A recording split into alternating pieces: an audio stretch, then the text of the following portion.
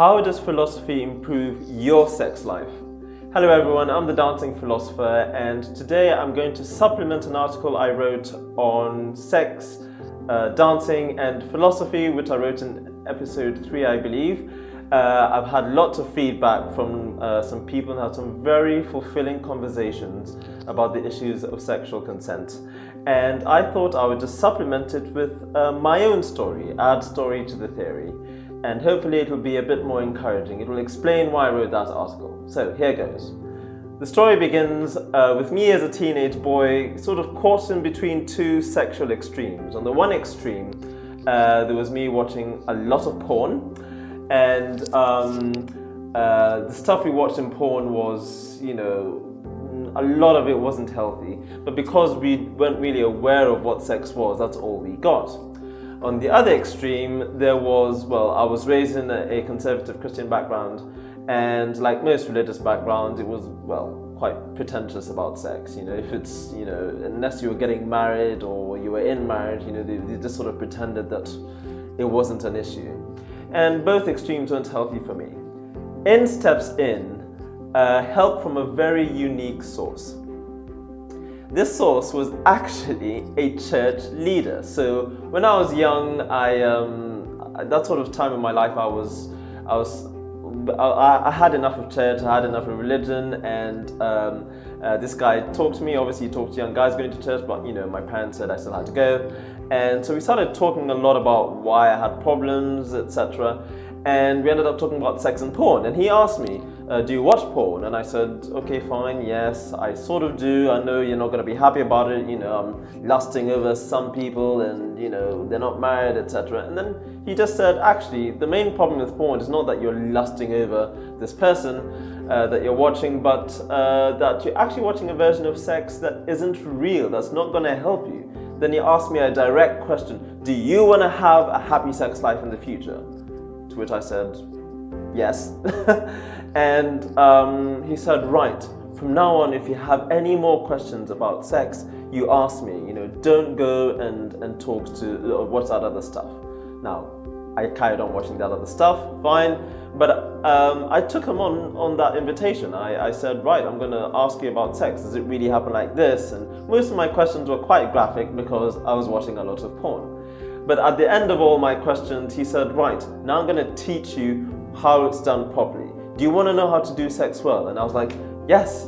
He says, fine. It starts by doing the dishes. I was like, dishes? No, come on. I mean, that's stuff that mom keeps telling me to do in the most annoying way. What are you going to say next? I should make my bed? And he was like, yeah. And he was trying to tell me that there was so much more to sex than just the physical stuff. And that the aim of sex, as he just said, he taught us, as guys of that age, is just says, the aim is that you're there to make your wife, your woman happy. And he says, it starts before any of the physical stuff happens. And then he talked about the actual physical foreplay, what goes on. And he basically says the aim is not what you learn in porn. It is you're there to make the other person happy on their terms. And these are the ways in which you do it. And we were just teenage boys. Now, I don't know why he did it. Well, I mean, he was a church leader, so he clearly counseled a lot of couples. I'm sure they all had problems with their sex lives, and I think he made a deal with his wife, saying, I'm going to share our story with some young boys who just need a bit of guidance in this sort of stuff, and they agreed, and it helped us. It helped us a lot as teenage boys. Anyway, so that's why when I went to university, and I came across the utilitarian theory in ethics, in philosophy, I'm like, well, this makes sense when it comes to sex. You aim for the other person's happiness, and that makes you happy as well, which is what I said in the article. And obviously, when you grow up and you've had a few girlfriends and experiences and stuff, and you come across this issue of consent and that abuse is something that's far more common than you think.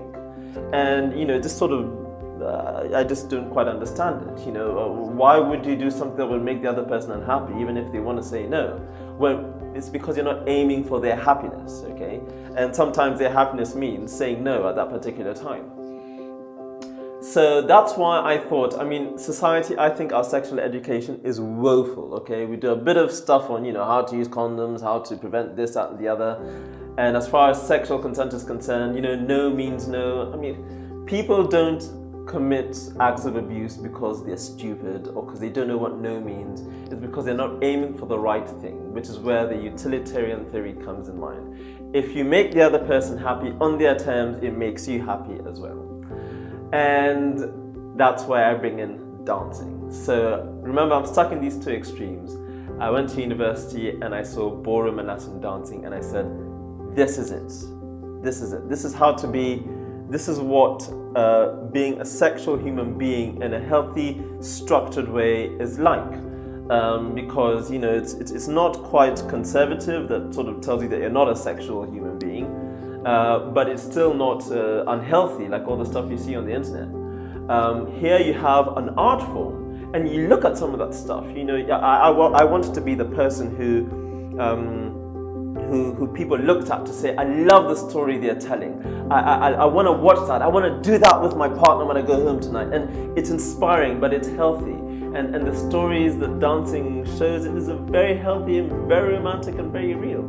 That's why I say that dancing is more than something you do, whatever form it is, ballroom, Latin, hip hop, whatever, it's something that you believe in. And I think something like ballroom, Latin dancing will fill in that gap that's missing in society of being an exemplar, of being a healthy, balanced sexual human being. And to close this video, I want to give a tribute to my family. Because, when all is said and done, they've played the biggest part in teaching me how to treat women, and where issues of sex and consent is concerned. It was so new to me, the more cases I heard. And it was new because of the way I was raised. Now when I think of consent, I'm like, well, that's someone's sister, that could be someone's mother, they're just like mine. I mean, you can't treat them that way. So I give a lot of credit to the way I was raised. But I hope that you get the point that dancing and philosophy also helps to inspire us to become, to sort of heal the sexual wounds in society and become better sexual partners as well. I hope you're all doing okay in isolation. Keep watching The Dancing Philosopher. Hope you're enjoying it, and I'll catch you in the next episode. Toodles. Mwah.